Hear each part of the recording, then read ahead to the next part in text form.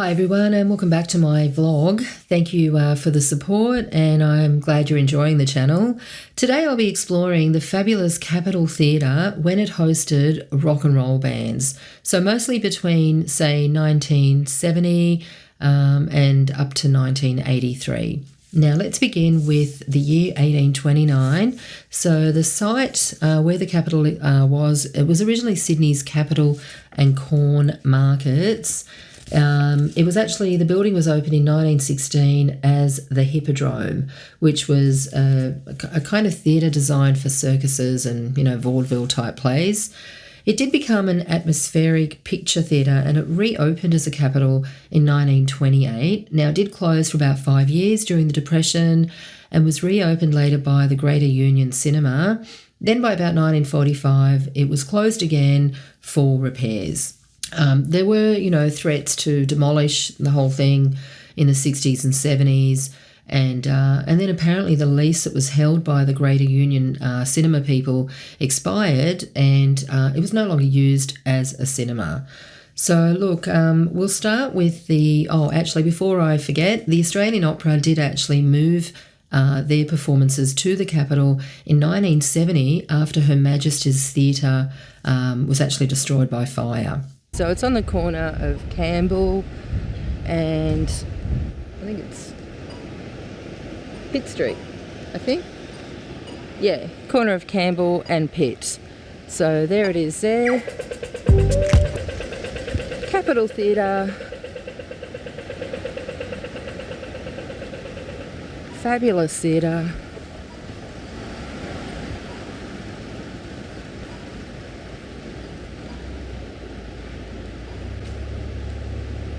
So 1970, I do have, lots of artists like Barry Crocker, Bobby Lim, Little Paddy that sort of performed at this Sunday Star night. So that was something that was happening in 1970.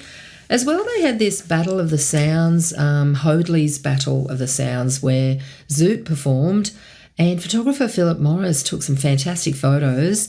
In fact, you can find some YouTube videos where Zoot are performing Eleanor Rigby and you can see the crowd at the Capitol seated. So, yeah, that's a really cool video to watch. Look at all the lonely people.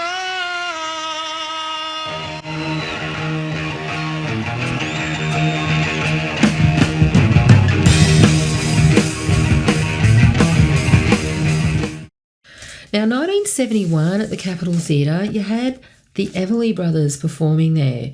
They were supported by Daddy Cool. Again, you can find lots of fantastic YouTube clips. As well, the Bee Gees played there. They played at the State Theatre as well, but they did play at the Capitol. Sorry, that's not Bee Gees. This is Bee Gees. This is Liberace, so he played there. That was, that was a good find, this one. As well, the Glenn Miller Orchestra, they performed there. Now, I noticed that the Hollies, Dizzy Gillespie, and I think Deep Purple might have played there, but I wasn't able to find anything regarding visuals.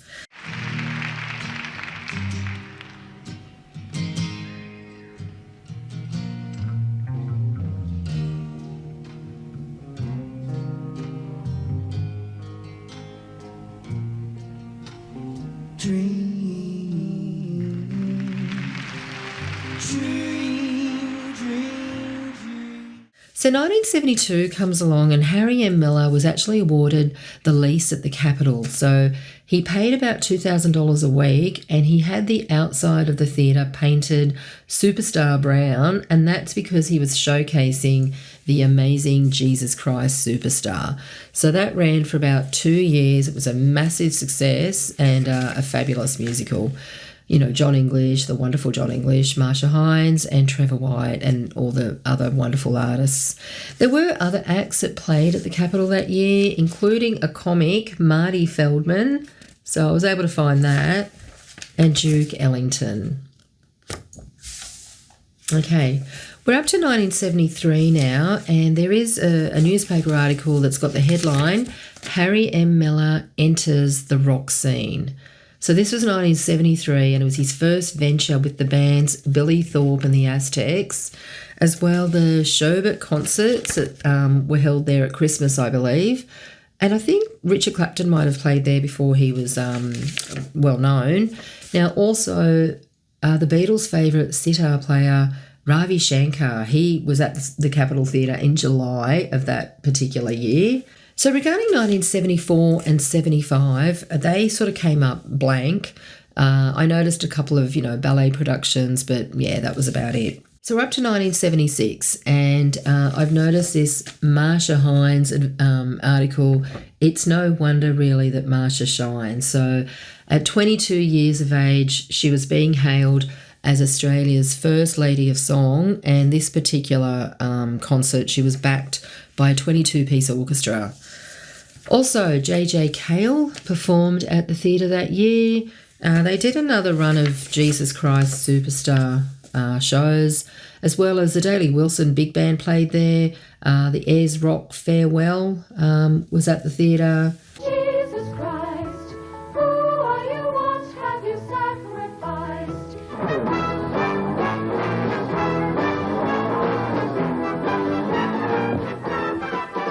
Well, tell me what you think about your friend. We're up to 1977 and 1978. Now, not a lot happening.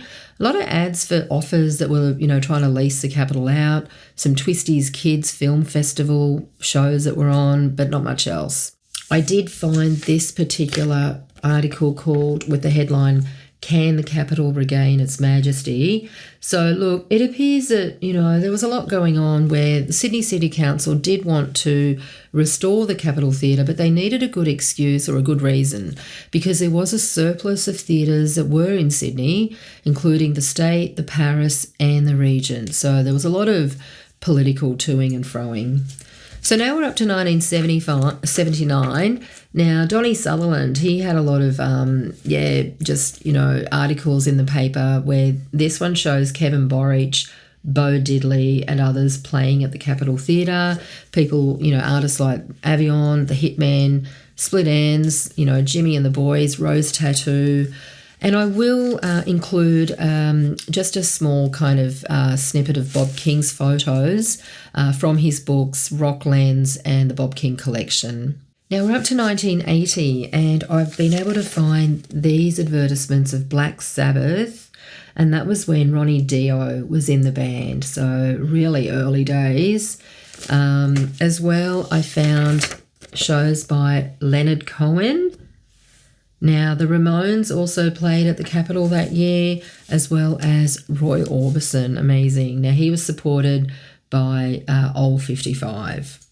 So, look, 1980 did have other bands that played at the Capitol, in particular Australian bands. The Angels were there with the Radiators and Matt Finish. Cold Chisel, they were touring their album, I think it might have been Swing Shift, with Mental as Anything and In Excess. There were a lot of international artists there, like Rory Gallagher, The Police, Thin Lizzy, Black Sabbath, Boomtown Rats, The Ramones, Gary Newman, The Duggites, Icehouse, My Sex, Lonely Hearts, In Excess, and The Reels. 1981 and 1982 were actually really busy years at the Capitol, and I've got a few Ram Street Press magazines that I just wanted to quickly kind of go over some of the reviews of the bands that were playing at the Capitol Theatre. So this is the 1981 Ram magazine with Billy Field on the cover, and you can see a review and a picture of Joe Cocker, and there's a review by Ray Bowie. So a really good review of Joe Cocker at the Capitol Theatre. This issue of Ram magazine is dated 1981, and there is a review by Clinton Walker, actually, of The Cure. They played with the Systematics. So there's a picture there by Garth Boyd. And this issue of Ram magazine, again dated 1981 with Devo on the cover. And it has a review of Kraftwerk. Again, glowing review. It's by Kent Goddard, and that picture looks like it's that one from Bob King's collection. And this issue of Ram is November 1981. So that's got Icehouse on the cover. and you can see a picture of or an advertisement for Echo and the Bunnymen, and you can see they're playing at the Capitol Theatre as well as all those other venues there, Manly Vale, Sylvania. And when you turn it over, it does have Smokey Robinson and Cher, and I believe Smokey Robinson and possibly Cher also played at the Capitol as well. And here we have a copy of Ram magazine with Church on the cover and Richard Clapton's Great Escape on the back. And I found this review by Stuart Coupe of the band The Kinks. So, yeah, he actually says that they were pretty good, although there is one part that says, where is it, that overall they were loud, predictable, too showy, too flash, and too uninspiring. So, yeah, spending too much time playing to American kids, etc., etc. There's also the Ultravox review here. So, yeah, lots of fabulous bands playing during that time.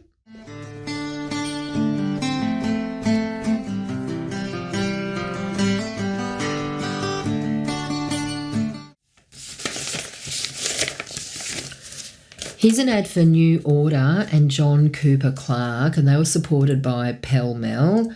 Apparently that was a really good concert. And Iron Maiden, they toured Australia in 1982 on a massive tour of the world, more than 15 countries. So that would have been really early Iron Maiden days. Some fantastic ads, including this one, The Kinks. There were other acts like, Elvis Costello, The Pretenders, Grace Jones, Human League, The Motels, The Clash. They played at the Capitol Theatre with some fantastic concerts. I think they had 7.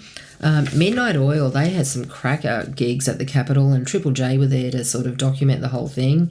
And you can find some awesome, YouTube clips. In particular, No Time for Games, there's a clip of that where there's a fan that comes on stage with Peter Garrett.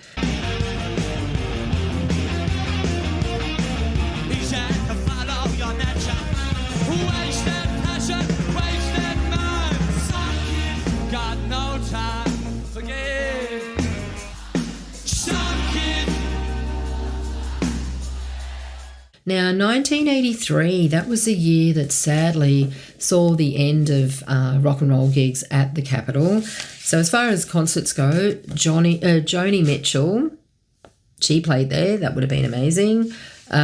Stuart Coupe, he has his rock beat column for the Sydney Morning Herald, I think these are from, or the Sun.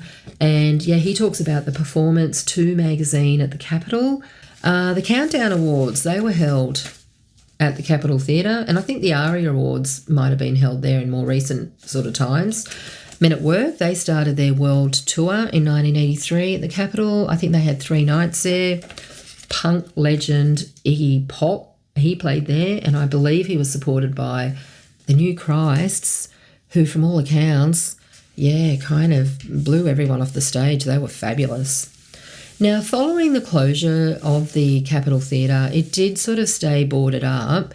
And then in 1989, they had all these tenders go out where IPO Gardens, they ended up redeveloping the theatre into a lyric theatre.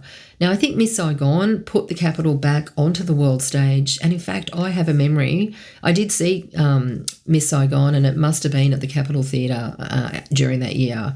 The staging of Miss Saigon in the remodelled Capitol Theatre is also a big win for Sydney. Melbourne tried very hard to convince producers to stage the show there. There was only one possibility, which is the Capitol, because that was the first theatre to be redeveloped.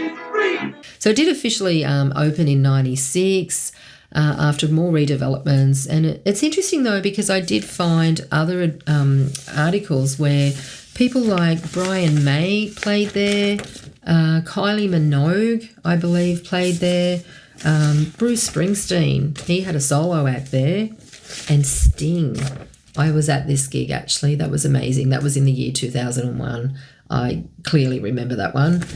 And I believe, there were some memorials for various people like, Michael Gudinski and I think John English. They recently had their, memorials at the theatre. Regarding stories, I just wanted to quickly tell you a funny one that I read where a man from Ultimo Public School, when he attended that school in 1914, there was an excursion to the Hippodrome and the kids were actually given ginger beer and a sticky bun, and the ginger beer arrived in a vat on a horse-drawn wagon from the Resch's brewery that was nearby. Some other stories. What can I tell you? Dolph Lundgren, he worked as a bouncer at the Capitol Theatre, and that's where he met Grace Jones. And I believe that might have been the start of his, sort of journey into Hollywood.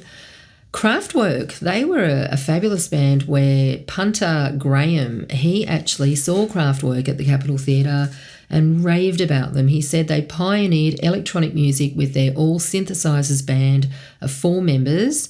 Now, Graham and his brother were actually lucky enough to touch the synthesizers when the guys held the instruments towards the crowd members to kind of play these, random sort of sounds. And to this day, Graham just said it was his best concert ever. John Cooper Clarke, he toured Australia, and there's some fantastic photos of him at the Capitol by John Gresham. I think John also photographed Joan Jett, some really amazing photos. Now, Madness, they played at the Capitol Theatre, and apparently the fans pogoed the floor to the point of collapse. So there's a great advertisement of Madness at the Capitol Theatre, and it's in this 1982 issue of Rolling Stone. Now, Ian Green, he's another great photographer that took many photos at the Capitol. And so him and John Gresham and Bob King and many others just have these fabulous photos. You can find them online. Joan Jett, Susie and the Banshees, Ian Drury, lots and lots of them. I'll put up a link so you can see their Facebook pages and check them out. If you do have more stories that you can let me know in the comments, I'd be happy to hear from you. It was a beautiful theatre, but I do believe it was probably the right decision to stop the live rock and roll bands, in particular, to kind of stop any, not vandalism, but just destruction of the seats and things like that when audience members can, sometimes got out of hand. Because I do believe at an Angels concert, one of the statues was broken. So I think it's the right decision to keep the Capitol Theatre based as, a theatre for shows. And I do understand that not John English, the new Jesus Christ Superstar is performing again at the Capitol Theatre later on this year. So thanks for watching, guys. I hope you've enjoyed it. Don't forget to like and subscribe so you can see all the other vlogs that I do. And thanks for your support. Cheers. Here are the photos that I wanted to show you from Bob King's collection. It's his journey capturing the world's greatest performers, and it's relating to the Capitol Theatre. So look, the majority of them will be photos from the Capitol Theatre. If there are some where